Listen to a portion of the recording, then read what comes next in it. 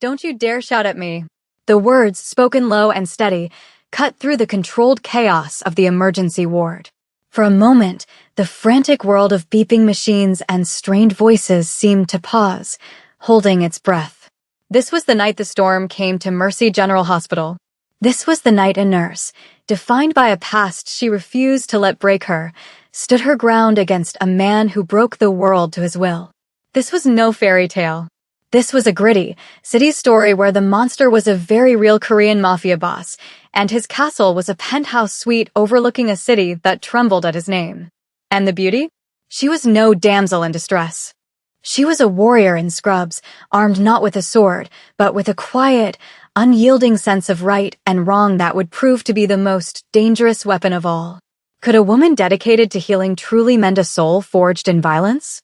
Their story began here, in the harsh fluorescent glare of the ER, with a challenge that would either ignite an impossible fire or burn everything to the ground. Isabel Rossi moved through the emergency room with a practiced calm that soothed everyone around her. She was a comforting presence in the middle of a storm. Tonight, a massive pileup on the freeway had flooded the hospital with the broken and the bleeding. Isabel was in her element, titrating a dopamine drip with an expert touch, her voice a low murmur of reassurance to the frightened young man on the gurney, all while mentally planning her next 3 moves. It was then that the main doors burst open, not with the usual rush of paramedics, but with an aura of cold, oppressive power that seemed to suck the very air from the room. 2 large men in perfectly tailored black suits flanked a third man. He was the center of their universe, the dark sun they orbited. He was tall and powerfully built, his handsome face a mask of controlled pain. He wore an expensive black mafia suit over a crisp white collared shirt, now stained with blood from a makeshift bandage on his left arm. The man in the center, the feared Korean mafia boss Kang Dae-hyun, spoke, his voice a low growl that demanded obedience. "I need a surgeon." Now, it wasn't a request. It was an order to a world that had long learned to obey him. A nervous young doctor hurried forward, but Dae-hyun's stormy gaze swept right past him and landed on Isabel. He pointed a finger, a gesture of pure, undiluted arrogance. "You! Stop what you're doing. Take me to a private room and get me Dr. Samuel Carter." Isabel didn't even flinch. She finished securing the 4-line for her patient, her movements deliberate and unhurried. She gave the young man's hand a reassuring squeeze before finally turning to face the storm. She met Dae-hyun's gaze, her own dark eyes clear and unwavering. "There are rules here, sir. You'll be seen in order of how serious your injury is, just like everyone else. And you will lower your voice." This is a hospital, a vein throbbed in Dae-hyun's temple. The sheer nerve of her defiance was something he hadn't faced in years. "Do you have any idea who I am?" he snarled, taking a step forward, his immense presence meant to intimidate and crush anyone in his path. That was when she said it. The words that changed everything. "I don't care who you are," she said, her voice dropping but gaining an impossible strength. "In my hospital, you are a patient. And you will not speak to me or anyone else like that. Don't you dare shout at me." The silence that followed was deafening. Dae-hyun's right-hand man, a stone-faced man named Park Jin-woo, tensed, ready for a command to remove this woman. The entire ER staff froze, a collective picture of shock and fear. They all knew power when they saw it, and the man bleeding in their midst radiated it like a dark star. But Isabel Rossi just stood there, her chin held high, the quiet strength in her posture like an unbreakable wall. A slow, dangerous smile touched Dae-hyun's lips, a chilling expression that held no warmth at all. It was the look of a predator who had just discovered a fascinating, inexplicably fearless new creature in his territory. Before he could speak, Dr. Samuel Carter, the hospital's chief of surgery and Isabel's mentor, appeared. He took in the tense scene with a quick, knowing glance. "Mr. Kang," he said, his calm voice a welcome relief. "I was told you were on your way. Let's get you to the executive suite. Isabel, if you would please assist us." The command created a fragile peace. Dae-hyun's intense stare lingered on Isabel for a moment longer before he gave a short nod and allowed Dr. Carter to lead him away. As the group disappeared down the hall, the ER seemed to let out a collective sigh. Chloe, Isabel's best friend and fellow nurse, rushed to her side, her eyes wide. Are you out of your mind? She whispered, a grin spreading across her face. You just told off a man who probably has his own private cemetery.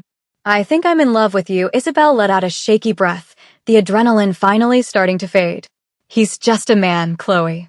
A rude one who showed up with his own personal army, Chloe countered.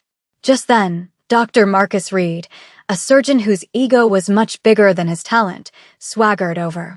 Rossi, he snapped, his face pinched with disapproval. What was that all about? We have a duty to our hospital's biggest donors. You don't speak to men like Mr. King that way. It's reckless. Isabel's spine stiffened again. My duty is to my patients, Dr. Reed. All of them. Not just the wealthy ones who think they can buy their way to the front of the line, Reed scoffed and walked away, muttering about her attitude. Chloe rolled her eyes. Don't mind him. He's just mad that powerful man asked for Dr. Carter instead of him, but Isabel was no longer listening. Her gaze was drawn to the end of the hall, where Park Jin-woo stood, watching her. He hadn't followed his boss. He was observing her, his expression impossible to read. It was a cold, calculating look, and it sent a shiver down her spine. She had done more than just stand up to a powerful man. She had gotten his attention. She had become an unexpected problem in his perfectly controlled world. An hour later, Isabel found herself standing outside the door to the hospital's most exclusive suite on the top floor. It was a world away from the noise of the ER. Here, the floors were polished marble and the lighting was soft.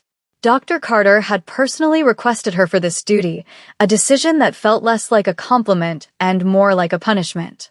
He asked for you, was all Dr. Carter had said, his eyes giving her a silent warning. Be careful, Isabel. She pushed the heavy door open and stepped inside.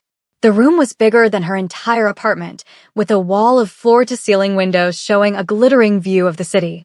Kang Dae-hyun was on the bed, his injured arm now professionally stitched and bandaged. He was shirtless, and his muscular torso was a map of a violent life. Old, thin white scars crisscrossed his skin, telling a story of countless battles. He wasn't looking at the city. He was looking at her. His stormy gray eyes followed her every move as she crossed the room to check his vital signs. The silence was thick and heavy with unspoken tension. It was more unnerving than his shouting had been. She worked with a detached professionalism, her hands steady as she checked his pulse, her gaze fixed on the medical monitor. She could feel his eyes on her, a physical weight, an intense gaze that seemed to be trying to figure her out. She refused to give him the satisfaction of looking away or showing any fear. This was her workplace. Here, she was the expert. Your blood pressure is a little high, Mr. Kang, she stated, her voice calm and clinical. That's to be expected after an injury. He said nothing. He simply watched. He watched the way her fingers adjusted the foredrip. He watched the slight frow of concentration between her brows. He watched the way she moved with a grace and purpose that seemed out of place in the sterile room. For Isabel, the silence was a battlefield. She had spent her life standing up to bullies, to men who used their power and their voices like weapons. It was a reflex born from a difficult childhood, a promise she'd made to a younger, more helpless version of herself. She would never again let a man's anger make her feel small. But this man's silence was a different kind of weapon. It was a void that threatened to pull her in. In the quiet of the room, she found herself truly seeing him for the first time, not as an arrogant mafia boss, but as a patient. She saw the tightness in his jaw and the faint sweat on his brow that spoke of a pain he refused to show. Beneath the layers of muscle and menace, there was a wounded man. And the healer in her, the part of her that was stronger than the warrior, felt an unwelcome stir of sympathy. The silent standoff continued for 2 days. Isabel would come for her shifts, perform her duties with perfect care, and speak only when it was medically necessary. Dae-hyun would watch, his gaze a constant, unnerving presence. Park Jin-woo was a permanent fixture outside the door, a silent guardian who seemed to never leave his post. Dr. Reed made another attempt to have her taken off the case, but he was mysteriously shut down by the hospital board themselves. A memo was sent out stating that Mr. King's care was to be handled only by Nurse Rossi and Dr. Carter, with no exceptions. The invisible strings of the mafia boss's power were being pulled, rearranging the hospital's rules to suit him. Isabel felt like she was being studied under a microscope. She hated the feeling of being watched, of being singled out.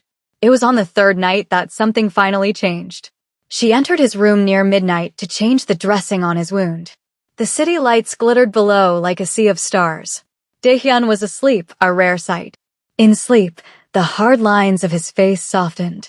The ruthless control was gone, replaced by a deep exhaustion. He looked younger, almost vulnerable. As she gently began to unwrap the bandage, he flinched, a tremor running through his body. A single word escaped his lips, a pained whisper in Korean. "Maenhee, I'm sorry." His brow furrowed in pain, and his breathing hitched. He was caught in a nightmare, his hands clenching the sheets. He was no longer the intimidating Korean mafia boss. He was a man trapped in his own private hell. Isabel's training took over, but her response was more than just professional. On instinct, she placed a gentle hand on his uninjured shoulder. "Mr. Kang," she said softly. "Daehyun, you're safe. You're in the hospital," her low, steady voice seemed to cut through the darkness of his dream. His eyes shot open. They were wild and confused, filled with a raw, unguarded pain she had never seen before. He stared at her, then at her hand on his shoulder. In an instant, the vulnerability vanished, replaced by a flash of fury. He wasn't angry at her. He was angry at himself, furious that she had witnessed that moment of weakness.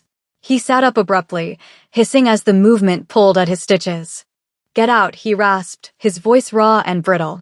He refused to look at her, staring instead at the window with his jaw clenched tight. She had seen behind the monster's mask, and he couldn't stand it. Without a word, she gathered her supplies and walked out. The image of his broken expression burned into her mind. The wall between them hadn't just cracked, it had been shattered. The next morning, the air in the suite was different. The tension was still there, but it was no longer a Cold War. It was something fragile and exposed. Daehyun was awake when she entered, sitting in a chair by the window, already dressed in a simple gray t-shirt and black pants that had been delivered by Jinwoo. He didn't acknowledge her, but he didn't order her out, either. She went about her morning checks, the silence stretching between them. She was updating his chart at a small desk when Park Jinwoo entered, silent as a ghost. He walked directly to Isabel. He placed a heavy, insulated bag on the corner of her desk. "For you," he said, his voice a low monotone. Isabel looked from the bag to his emotionless face. "I don't understand, a gift," Jinwoo stated. From Mr. Kang, Isabel's eyes flickered to Daehyun, whose back was still to them. A surge of anger rose in her. A gift? After last night? Was this an apology? A bribe? An attempt to erase the moment of weakness she had witnessed?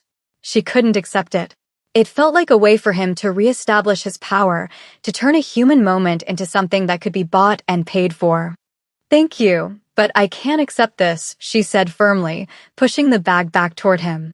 Jinwoo's expression didn't change, but his eyes seemed to grow colder. "It is not a request, and my refusal is not up for discussion," Isabel countered, lifting her chin. "I am his nurse. I don't accept gifts from patients," a muscle ticked in Jinwoo's jaw. He seemed to be considering his options, a man clearly not used to being told no.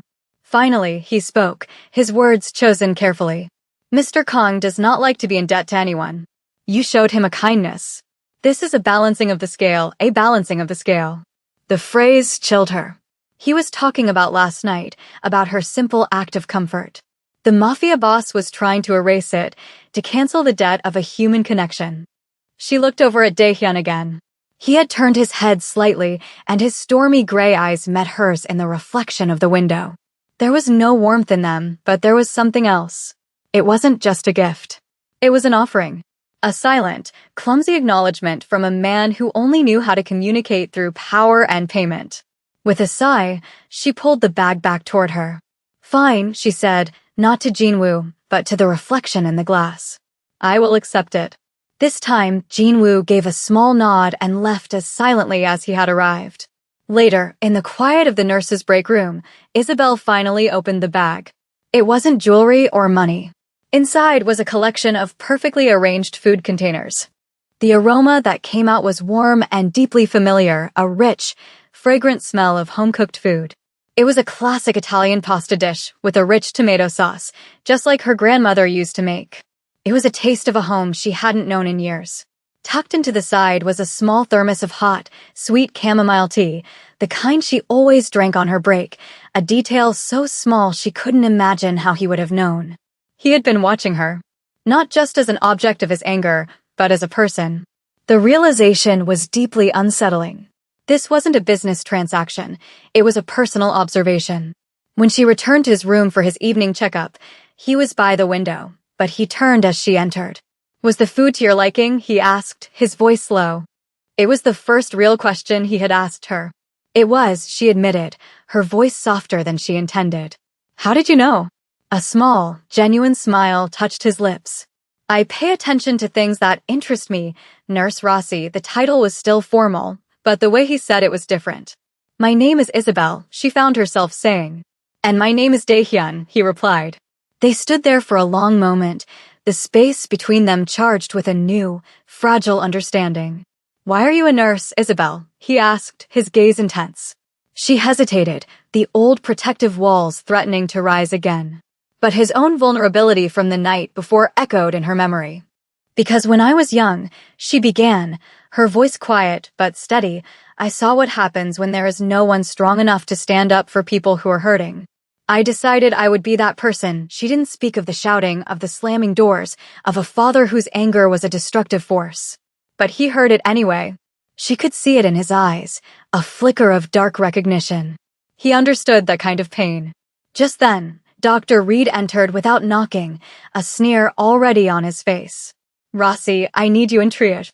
We have a real patient who needs your help." He pointedly ignored Daehyun. Before Isabel could respond, Daehyun's voice cut through the air, quiet as a whisper, but 100 times colder. "Dr. Reed, you will address Nurse Rossi with respect. And you will knock before you enter my room again." Reed turned pale, stammering an apology as he quickly backed out of the room. The display of power was absolute, a quiet, deadly threat. Isabel stood frozen, her heart pounding. The most powerful mafia boss in the city had defended her. It was a strange, dizzying mix of fear at what he was capable of and a deeply undeniable thrill. Daehyun was discharged 2 days later. The top floor of the hospital returned to normal, but for Isabel, the entire building felt empty. The silence in the hallways was no longer peaceful. It was a void where a dangerous, magnetic presence used to be. She threw herself into her work, but his shadow lingered. Chloe noticed the change immediately. "You miss him," she stated bluntly over lunch. "I do not," Isabel retorted, a little too quickly. "I miss the peace and quiet, liar." "You miss the scary, handsome mafia boss who made Dr. Reed practically run away in fear." Isabel couldn't help but smile. That was satisfying. Her shift ended late that night. Exhausted, she walked through the nearly empty parking garage. As she approached her car, she saw something tucked under the windshield wiper. It was a single, perfect white gardenia, its petals flawless. There was no note. There didn't need to be one. It was a message. "I am still watching." The next day, Dr. Carter called her into his office. "Isabel," he began, his expression serious. "I've been at this hospital a long time. I've seen men like Kang Daehyun before. They live in a different world with different rules. A world that can be very dangerous for people like us. Be careful. A man like that doesn't make gestures without a purpose. He's either claiming something or marking it as his." His words sent a chill down her spine. Later that afternoon, as she was leaving, a sleek black car pulled up beside her. Park Jin-woo was at the wheel. "Mr. Kang requests your presence," he said. It wasn't a question. Everything inside Isabel screamed at her to refuse, to walk away and never look back. But the memory of Daehyun's haunted eyes, the unexpected taste of home, the silent offering of a single white flower, they pulled at her with an irresistible force. She got in the car. The decision felt less like a choice and more like fate, a step onto a path from which there was no turning back. The car moved through the city, pulling into the underground garage of a glittering skyscraper that touched the clouds. The penthouse was a world of glass and steel with breathtaking views. It was a beautiful cage. Daehyun was standing by the windows, looking down at the city he owned. He turned as she entered. "Thank you for coming," he said. You didn't give me much of a choice, he nodded, accepting the truth in her words. I have grown, accustomed to your presence. His honesty was disarming. He walked toward her, stopping a few feet away. I am in an unfamiliar position, Isabel.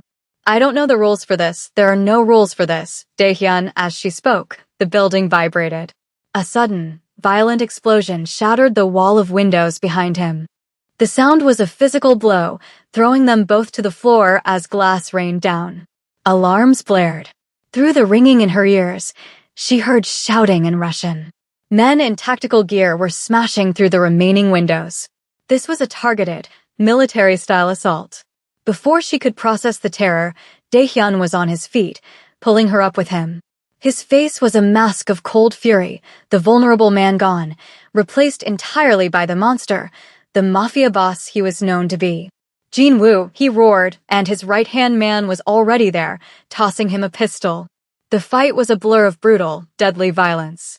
Daehyun moved with a terrifying speed and precision. Isabel, hidden behind a thick marble column, watched in horrified awe as the man who had nightmares and a soft spot for chamomile tea became a whirlwind of death, protecting her, shielding her with his own body. The firefight was over in less than a minute. The attackers lay still. Silence returned, broken only by the wail of distant sirens. Daehyun stood in the center of the room, breathing heavily. His eyes found hers, and in them, she saw not victory, but deep regret. He had wanted to keep her separate from this world, and he had failed. He crossed the glass-strewn floor to her. His hands came up to frame her face, his thumbs gently wiping away dust from her cheeks. Are you hurt? He asked, his voice a low, urgent rasp. She could only shake her head, her eyes wide as she took in the devastation. He saw the fear in her eyes, and something inside him broke. This is what I am, Isabel, he said, his voice raw with pain. This violence. This is the world I rule. He was giving her an out, showing her the ugliest part of himself, expecting her to run. But as she looked at him, she didn't just see the monster. She saw the man who had flinched in his sleep. The man who had remembered her favorite tea. The man who had just put his body between her and a hail of bullets. She reached up and her fingers gently touched a new cut on his cheek. He flinched from the tenderness of the gesture. Let me see, she murmured, her nurse's voice calm and steady. She led him into a vast marble bathroom, ignoring the dead men in the other room. She found a first aid kit, her hands moving with purpose as she cleaned the wound. When she finished, her hands lingered on his jaw. You asked me why I became a nurse, she said softly. I told you I wanted to be the person who stands up for people who are hurting. She looked directly into his stormy eyes. You're hurting, Daehyun, the truth hung between them. He leaned his forehead against hers, closing his eyes. My father was like the men in that room, he whispered, the confession torn from a deep, hidden place. He taught me this life. He forged me into this weapon. I was 16 when I finally stood up to him. To protect my mother, his story was not one of choice, but of survival. He was a monster created by the very world he now ruled. And in his story, Isabel heard an echo of her own. Different pasts, different scars, but the same defiant spirit born from pain. You are not your father, she said fiercely. He pulled back to look at her, his expression shattered and hopeful. And then he kissed her. It was a kiss of desperation and relief, a collision of two worlds, of darkness and light. And in that moment, surrounded by the wreckage of his life, Isabel didn't run. She kissed him back. 6 months later, Isabel left Mercy General after a long shift. A familiar black sedan was waiting at the curb. Jinwoo stood by the passenger door, and he gave her a respectful nod as he opened it for her. The gesture was no longer unnerving. It had become a quiet, comforting part of her life. The car didn't take her to her old apartment.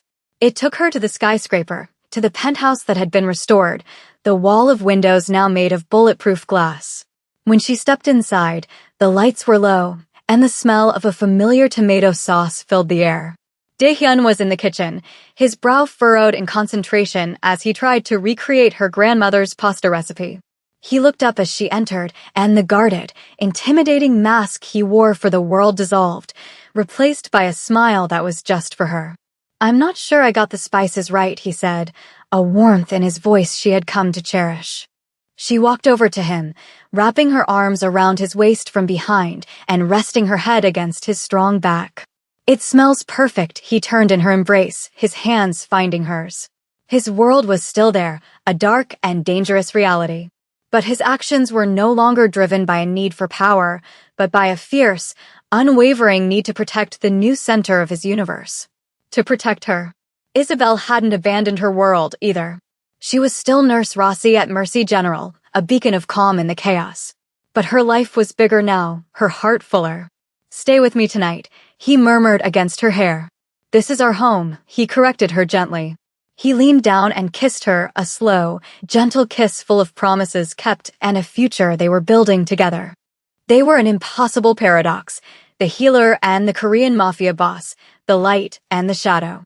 But here, in their castle in the sky, they had found their own kind of peace, a defiant, unbreakable love forged in the heart of a storm.